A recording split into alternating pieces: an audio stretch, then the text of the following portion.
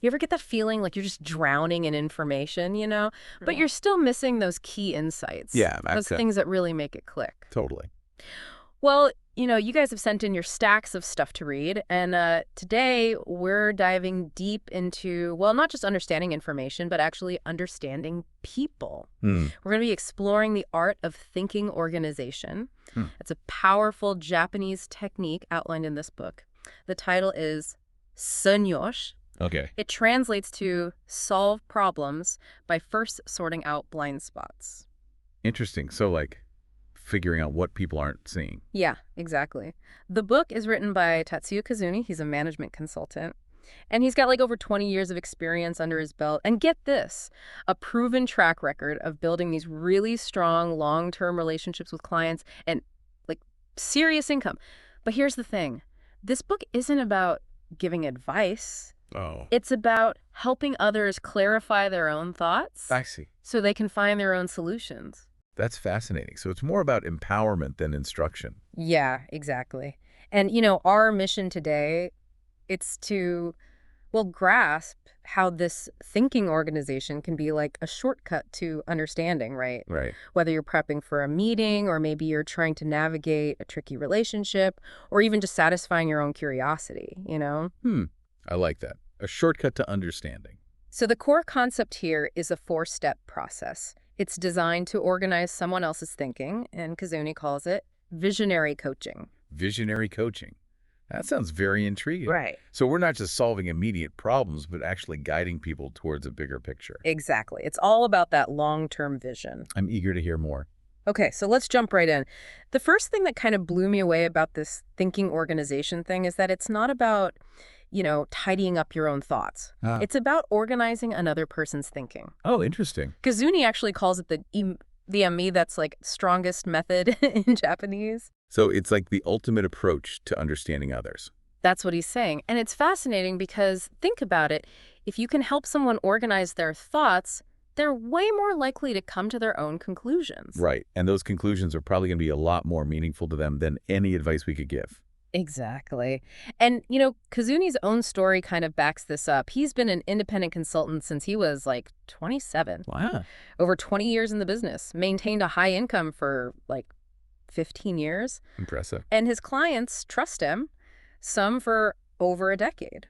But he's very clear that his success isn't about him having some secret knowledge, right? Or handing out these like one-size-fits-all formulas. That makes sense. Especially in our world today, things are so diverse, there's rarely one right answer for everything. Absolutely. It's all about the method, the process. So it's something that can be applied across a wide range of situations and problems. Exactly. And he talks a lot about this idea of co-thinking. He says the best consultants, they don't just give advice. They work with the other person to find the real problem. Oh, I see. And then let that person discover their own solutions. That sounds a lot like how a good therapist might work, helping the client uncover their own insights rather than just giving them answers. Totally. And that's how we get to those aha moments, right? Those breakthroughs. He describes it like a treasure hunt where like solutions can suddenly pop up. Wow, a treasure hunt for solutions. That's a great way to think about it. Sometimes it can happen within minutes. But it's not just about quick fixes, right? This process helps you dig deeper, go beyond those surface-level solutions, and you uncover these hidden issues you might not have even noticed before. I see. So it's about addressing the root causes, not just the symptoms. Yeah, exactly. And Kazuni's point is that a consultant's job, at its core, is to organize the customer's whole thought process. That's a really interesting perspective. And for him, he says his success, it came from mastering this thinking organization, not just from like being a know-it-all. So it's not just about what you know, but how you help others access their own knowledge. Exactly. Okay, ready for the next part? Absolutely. Let's hear it. So there's this concept he emphasizes, this you say chakugan-ten. Chakugan-ten, okay. It basically means the focusing point, the perspective. And Kazuni's adamant that this chakugan-ten, it's crucial. It can literally determine whether you're successful or not. So like the lens through which you view the situation? Precisely. And he tells this amazing story about these apple farmers in Aomori, Japan. This was back in 1991, so a typhoon hit. right? Yeah. Wiped out like 90% of their apples. Devastating. Right. But instead of focusing on the loss, they focused on the 10% that survived. Hmm. And they marketed these apples as, get this, apples that won't fall. Apples that won't fall. That's clever. Right. And they marketed them specifically to students. And guess what? What? Huge success. Wow. That's an incredible example of turning a negative situation into a positive one. Totally. So the lesson here, a good chakugenten, a good focusing point, it can turn tragedy into success. It's a powerful reminder that our perspective shapes our reality. Absolutely. Okay, now for the heart of the method. The 4 steps of professional thinking organization. Kazuni calls it visionary coaching. All right. Visionary coaching. Step 1. Hair, kakute yudai. Determine the title. Determine the title. Okay. This is about defining the topic. What is the other person concerned about? So making sure you're both on the same page from the very beginning. Exactly. Step 2 is harscaling. Ryukai janju. Understand the current situation. Okay. Understand the current situation. What's going on right now? Gathering the facts, understanding the context. Yep. Then we have chukakobishu. Outline the ideal. Outline the ideal. Okay. This is where you envision the desired future state. How do they want things to be? So painting a picture of the best case scenario. Exactly. And finally, we have tansachuken. Find the conditions. Find the conditions. What needs to happen to bridge that gap between the current situation and the ideal? I see. So identifying the steps needed to move towards that desired future. Exactly. And the best part, What's that? Kazuni stresses that these steps are super simple. No complicated techniques or anything. That's great. It makes it accessible to anyone. Right. Okay, so you know how sometimes you just feel mentally drained from all the interactions, online, offline? Yeah, I think we've all been there. It's like this constant pressure to manage how people see us. Exactly. It's exhausting. Absolutely. And online, it's even worse, right? Totally. One careless comment, and it's out there forever. It can be really stressful. Right. And you always have to be so careful not to offend anyone. It's like you can't even say just do your best anymore without someone taking it the wrong way. Yeah, it's tough. You want to be supportive, but it feels like you're walking on eggshell. But here's where thinking organization can be a real game changer. Kazuni uses the word se, that's geidatsu, like liberation. Liberation. That sounds promising. It's about freeing yourself from that constant worry about what others think. And the cool thing is, it doesn't require you to have all the answers. So it's not about giving advice. Nope. It's about helping the other person sort through their own thoughts. I see. Like imagine someone's having a tough time with their boss.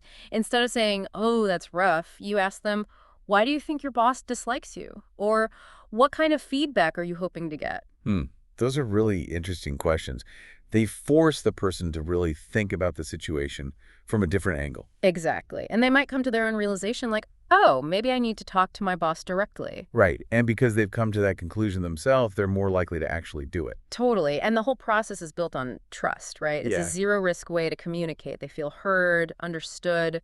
It creates that safe space for them to open up and really explore their thoughts. And the crazy thing is, you don't even have to say stuff like do your best, because the whole process helps them find their own motivation. They know you're on their side. That's pretty powerful. Right. Now, Kazuni shares this great example, this story about a guy he calls Mr. A. Mr. A owns a tech company, successful business, but he's just like completely unmotivated. Huh. Interesting. So even with success, there can be a lack of fulfillment. Exactly. So Kazuni starts by asking questions, trying to figure out if there are any health issues, family problems, anything like that. That makes sense. Ruling out any obvious external factors. Right. And then he asks this crucial question. Rei jishe? That means, is there anything you're currently excited about or looking forward to? A question that shifts the focus towards the future and what brings joy. Exactly. And Mr. A's answer is like super insightful. He realizes he feels empty because his work's too easy. Oh. He misses the challenge of guiding his employees, solving problems. So it's not a lack of success that's demotivating him, it's a lack of challenge. Exactly. But then Kazuni asks another question, and this is the one that really hits home. Ojuren, it means, is the company like a place where you belong, where you feel needed? Oh, wow. That's getting to the heart of his sense of purpose. Totally. And that's when Mr. A realizes he's depressed because he feels like he doesn't have a place in his own company anymore. That's a pretty profound realization. Right. It highlights the human need for belonging and purpose. And then Kazuni does something really interesting. He shares his own experience. He talks about how he felt unmotivated after 10 years in business. I see. Showing Mr. A he's not alone in these feelings. Exactly. And that it took him like 3 years to find his next big goal. And this prompts Mr. A to remember a similar experience he had at a previous job. He felt unmotivated after finishing a project and then a department transfer that kind of revitalized him. Oh, interesting. So there's a pattern here, a recurring theme. Right.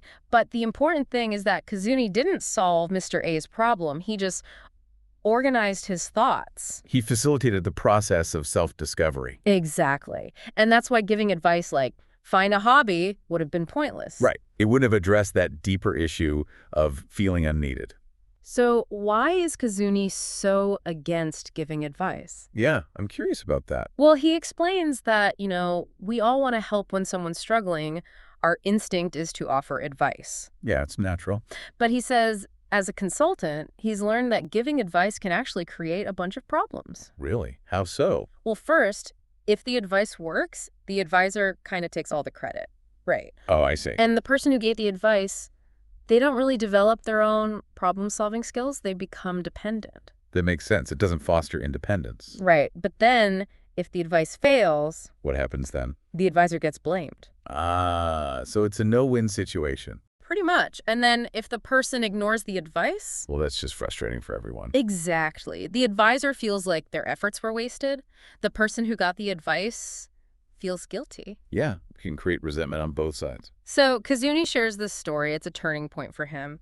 He had this client, a company president, and he gave him some marketing ideas. Unsolicited, just trying to help. But the president got really upset. Even though Kazuni had already helped him with financial issues and the company's vision, Oh, wow. it made him realize that people, especially leaders, they hate unsolicited advice. Especially in areas where they see themselves as the expert. Exactly. And think about it, it happens all the time, right? Yeah. Your boss gives you advice about your attitude. Even if they mean well, it can come off as criticism. It can feel like a lack of trust. Exactly. So this experience led Kazuni to a really important realization. He says, Oyuchika fo. It means the answer to worries lies within the person's heart, but it's hidden in these blind spots they can't see. Wow. That's profound. Right. And when people discover the solutions themselves, they're way more likely to own them. Right. They're more committed to them. Exactly. So Kazuni doesn't see himself as a consultant who gives advice. He sees himself as a guide. A guide. His job is horin to organize the other person's thoughts. So he's facilitating their journey of self-discovery. Exactly. Now, think about how this applies to us, right? Okay. Whether at work or in our personal lives. For leaders, this thinking organization, it can make their lives so much easier. How so? Instead of constantly having to tell people what to do, they can use this to empower their team to act independently. Oh, I see. It's about fostering a sense of autonomy and responsibility. Exactly. Imagine an employee who's not giving their all. Instead of nagging them, a leader could ask, how fulfilling is your work right now? Or think back to a time when you were really engaged. What was different then? That's a great approach. It helps them reflect on their own motivations and identify what's missing. Right. And by doing that, you uncover hidden problems. And hopefully reignite their passion for their work. Totally. They become self-motivated. And the cool thing is, you don't have to worry about finding the right words to encourage them because the encouragement comes from within. That's really clever. It takes the pressure off the leader to be a constant cheerleader. Right. Another cool thing Kazuni talks about is this idea of honkisme. It means resonance or empathy. Okay. But it's not about forcing emotional agreement. It's about summarizing what the other person said. Oh, I see. So Mr. Yamada, it sounds like your current situation is this, am I right? Right. So it's about active listening and showing that you're really trying to understand their perspective. Exactly. And this can be super effective online, too. You know how online communication can be draining? Yeah, it definitely can be. But this method, it actually reduces that fatigue because it gets the other person talking. It shifts the focus from constantly generating your own content to actively engaging with theirs. And people feel more comfortable opening up online, right? It feels more private. Yeah, there's a sense of safety and anonymity. Like Kazuni gives this example of an insurance agent. He uses these open-ended questions in online meetings with new clients. Okay. Instead of just selling them insurance, he asks, why do you feel you don't need it now? Or what kind of life do you see yourself living with your family in 10 years? Those are great questions. They prompt the client to really think about their needs and their future. Exactly. So thinking organization has all these benefits at work, in personal life, you name it. It sounds like a really versatile tool for building stronger relationships. Totally. Like, think about customers. Okay. When you use this method, they feel valued, right? Because you're focused on understanding their worries, not just trying to make a sale. It's about building trust and a long-term relationship. Exactly. And with your team, it helps them become more independent. Right. Instead of just following orders, they're encouraged to think for themselves. And in your personal life, it helps you connect with your loved ones on a deeper level. Because you're truly listening to them and helping them find their own solutions. And even when there's conflict, this method can help. Like in families? Yeah, families, friendships, even at work. Because it helps everyone understand each other's perspective. Exactly. It can even bring people together in ways you wouldn't expect. Hmm. So Kazuni explains that this technique, it does two things at the same time. It organizes the situation, the facts, Okay. and it adjusts the emotions. That's interesting. So it addresses both the practical and the emotional aspects of a problem. Exactly. And he tells this story about his mom. She went to the pharmacy and they gave her the wrong change. And the pharmacist was really rude about it. Oh, no. Even though they fixed the change issue later, his mom was still upset. It's understandable. It's not just about the money. It's about feeling disrespected. Exactly. So Kazuni, he starts asking her all these questions about the facts, like how much money did you have in your wallet? Did you notice the wrong change right away? Things like that. So he's helping her process the event logically, step by step. Yeah. And as she talks about it, she starts to feel better. Because she's processing her emotions as she recounts the facts. Right. And she is deciding to switch pharmacies.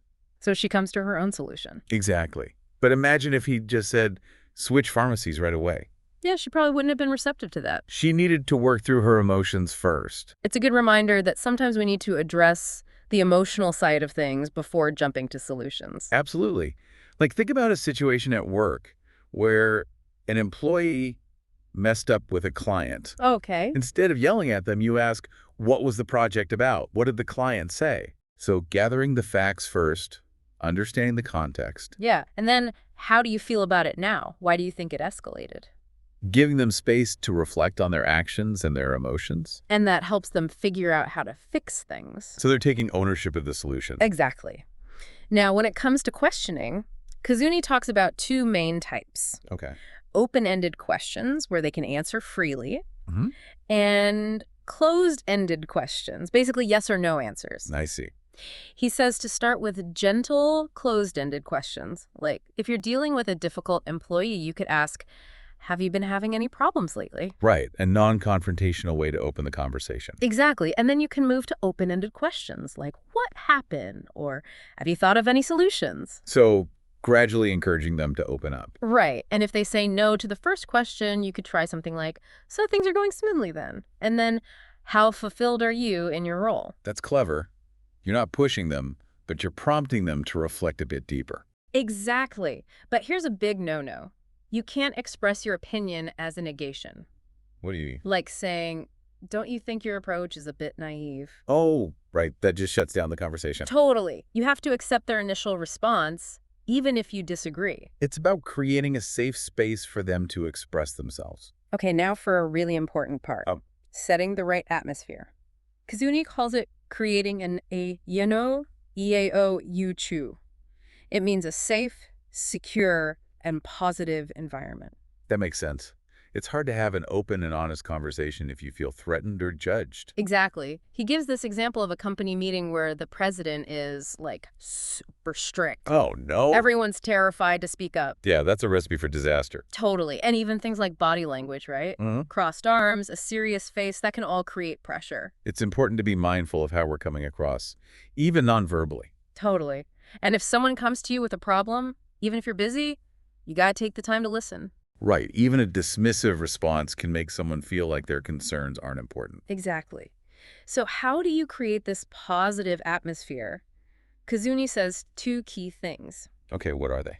One, your facial expression. Smile. Yeah, a genuine smile. He even says to check yourself in the mirror, make sure it's real. Uh-huh. I love that. And then your kachan, the words you choose. Okay, what kind of words? Positive language, like, okay, what's up? That's interesting. Tell me more. Right. Encouraging and open-ended. Exactly. Avoid negative stuff like, but if that's the case, or that's going to be hard. It's about fostering a sense of possibility, not shutting down ideas. Right. And even where you sit can make a difference. Really? Like, don't sit directly across from someone. Sit at an angle or side by side. Interesting. I guess that can feel less confrontational. Yeah. And if you're having a serious conversation, find a quiet place. Right. Privacy is important. So by doing all this, you create an environment where thinking organization can happen naturally. It's about setting the stage for open and honest communication. Exactly. Like, imagine a boss who needs to talk to an employee about their performance. Okay. Instead of saying, I need to give you some feedback, they could say, let's take some time to organize your thoughts. That sounds much less threatening. Right. And it frames the conversation as a collaborative effort. I like it. It's not about criticism. It's about working together to improve. Exactly. So Kazuni tells this story about a manufacturing company. The president was super controlling. Oh, no, not another controlling president. Yeah, and the employees were, like, totally stifled. Their creativity was probably being crushed. Totally. So Kazuni, he facilitates a meeting, but the president has to just watch from the back. Interesting, taking the pressure off the employees. Exactly. At first, everyone's silent. So Kazuni breaks the ice. He says, atrayed. That means, with the president watching from the back with his arms crossed, it must be hard to speak freely, right? Uh-huh. I love that. He's acknowledging the elephant in the room. Right. And then something amazing happens. He calls it the hazu, the stacking stones effect. Okay, what's that? One person shares an idea, then another person builds on it, and so on. Like a brainstorming chain reaction. Exactly. And the 20th idea, it turned out to be brilliant. Wow. They implemented it, and it boosted customer satisfaction and sales. That's incredible. It was a team effort. Even the president, by staying silent, played a role. Right. Sometimes the best thing a leader can do is just listen. Totally. And Kazuni talks about this other concept, the discarded stone effect. Okay, what's that? It's like sometimes these seemingly random ideas, they can spark really valuable insights. Interesting. So even ideas that seem irrelevant can be useful. Exactly. But if you shut down those initial ideas, you kill the momentum. Right.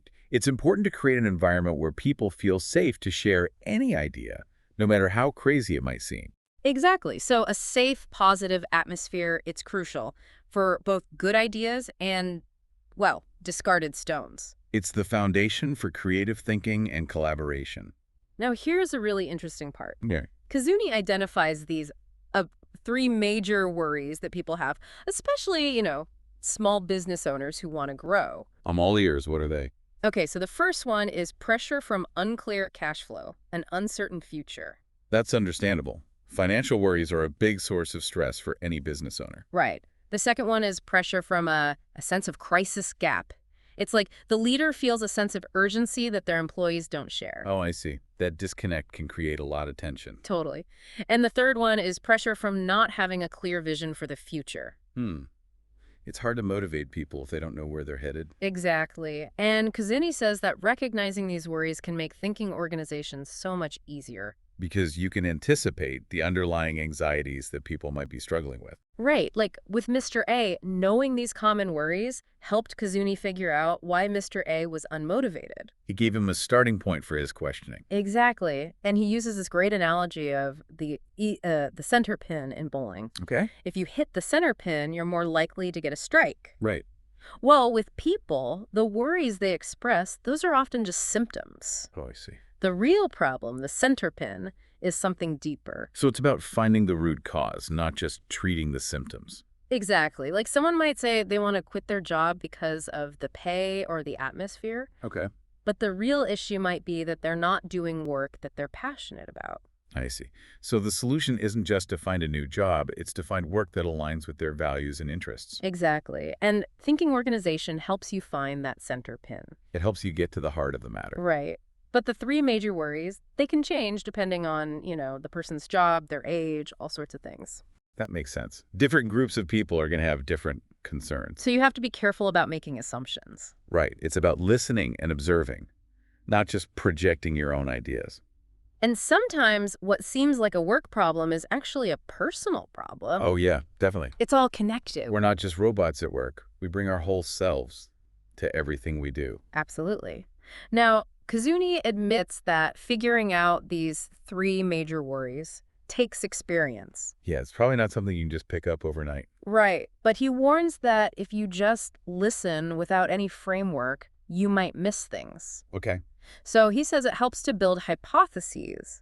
Like, what are their potential three major worries? I see.